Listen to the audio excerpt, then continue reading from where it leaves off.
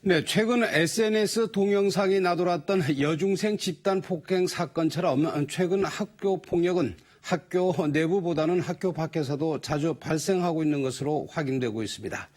이번 사건 역시 현장에 출동했던 경찰은 매뉴얼대로 조치했다고 하지만은 달라지는 학교 폭력 양상에 맞춰 현장 대응 방식을 바꿨다면은 좀 더 효과적으로 조치할 수 있었다는 지적이 설득력을 얻고 있습니다. 김연성 기자입니다.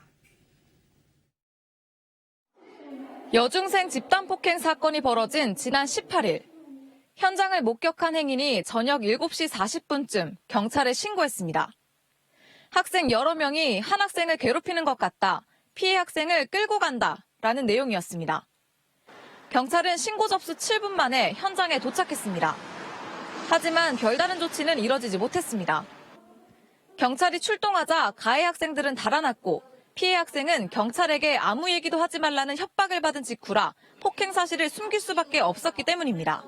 거기 그 자리에서 물어봐가지고 아니라고 모르겠다고 밖에 있었다고 밖에서 놀고 있었다고 이렇게 얘기를 했는데 그냥 이미 빨갛게 부어있었고 한데 경찰은 현장 출동 지침에 따라 사건을 처리했다는 입장입니다.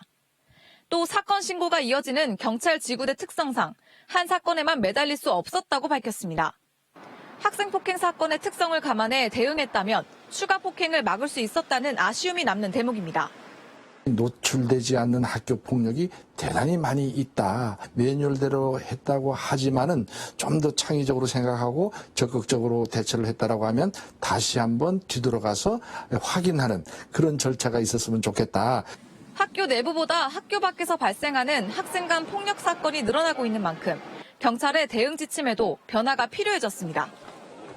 JIBS 김연선입니다.